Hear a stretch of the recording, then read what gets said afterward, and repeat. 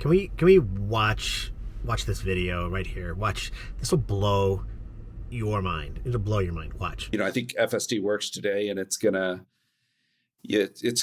cross into mainstream adoption, where I already notice, particularly if I'm taking an Uber late at night, I really, really prefer to have a Tesla.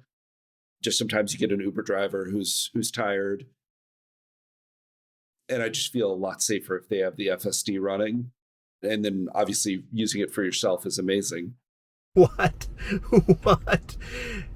That guy just said he wants his Uber drivers to show up in a Tesla with full self-drive because he trusts the full self-drive, especially if the driver's maybe a little tired and it's late at night or something like that.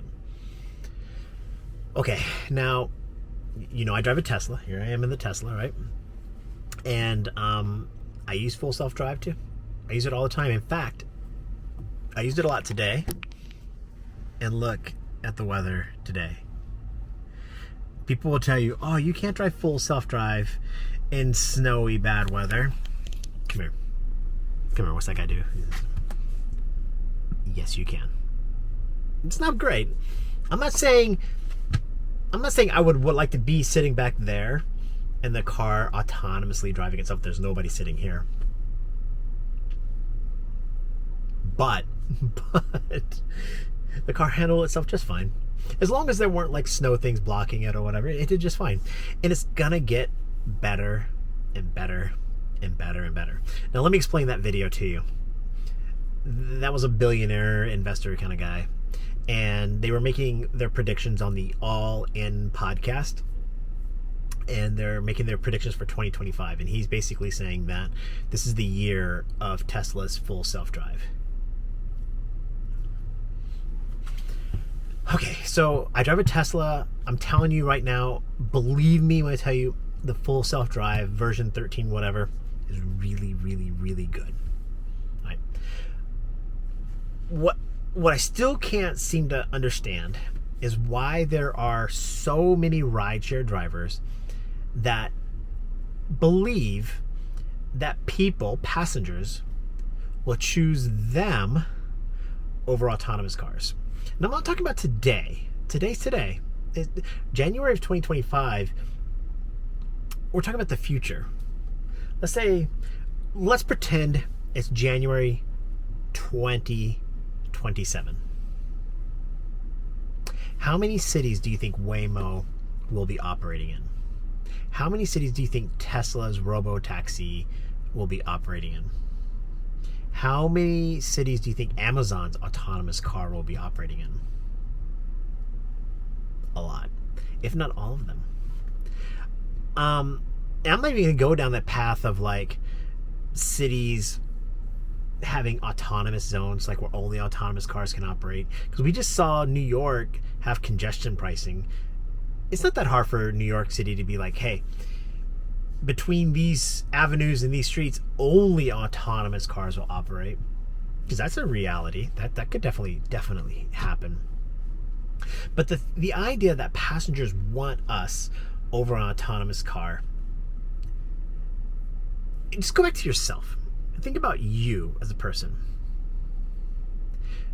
Do you want to sit in a car with a driver that smells like smoke, has a dirty car, is driving unsafely, listening to some weird music, and paying where you could pay less and be in privacy?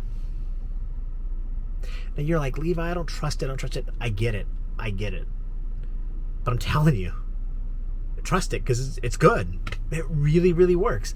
And you're going to go, Levi, I saw a video where a robo-taxi went in a circle, or Waymo went in a circle for an hour or whatever. You're a rideshare driver. How many crazy stories have you heard from your passengers about other drivers? I had a passenger tell me today that she said her Uber driver yesterday was smoking weed. And yeah, there's a Waymo in San Francisco that got stuck in a circle for sure. But how many Uber and Lyft drivers do you think around the US are smoking weed and getting out and driving? Who do you trust more? Where would you want to be? In a nice, clean car by yourself in privacy, or with a driver?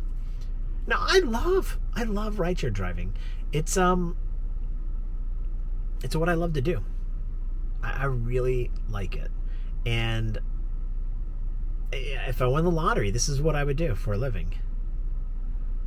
But we have to admit that the writing is on the wall. Like, these mega corporations, these global conglomerates, Google, Tesla, Uber, Lyft, Apple, whatever, they're all trying to get to this world of artificial intelligence and robotics, and they're going to replace humans with more efficient software and hardware and computers and robots and stuff like that. And it's just going to hit our industry first. It's like it's going to decimate the rideshare industry. Because let me give you some math. And I know you're going to say, Levi, Waymos are more expensive than Uber today. And that's today. We're talking about, let's say, 2 years from now. Somebody gets a $50 Uber, right? A passenger pays for a $50 Uber. Right now, the split is roughly 50-50, right? Just for simple math. Uber gets $25 and, you and I get $25. Of the $25 that Uber gets, they do whatever they want to do with it. Of the $25 that we get, roughly $5, give or take, goes to the cost of the car. And then another $20 goes to you and me as our income. So the obvious economics of it, because this car operates autonomously already, like it doesn't need anything else to do it by itself for the most part. But that means like that $50 Uber will become a $30 Uber without me sitting here. Not to mention tip or whatever else. People are how many people do you know have had horrible Uber X experience, yet they still order Uber X, they refuse to order Uber Comfort because they're trying to save $2?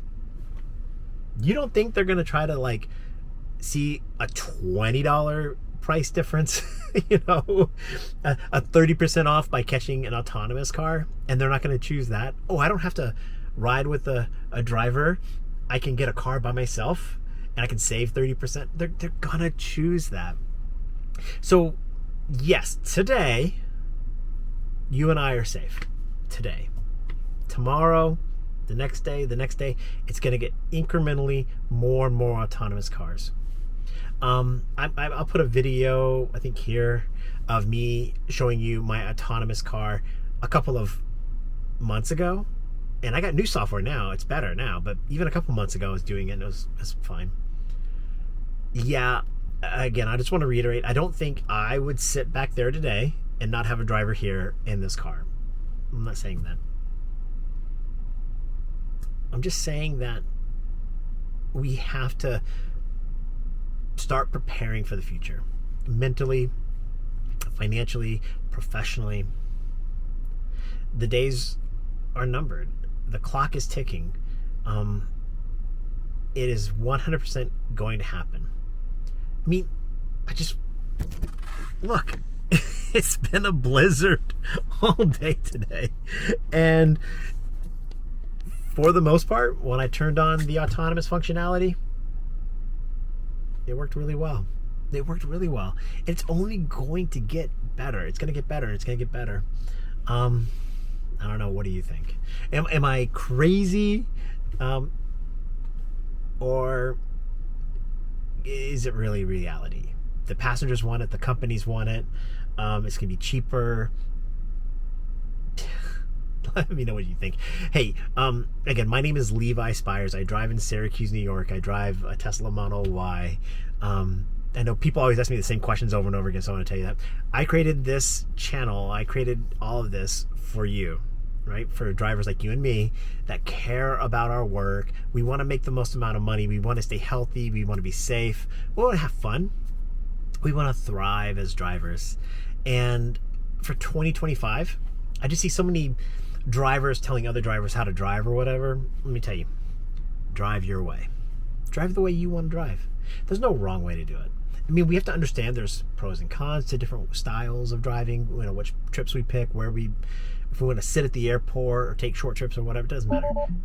Drive your way in 2025. Be well, be safe, and know that I'm cheering for you. Bye.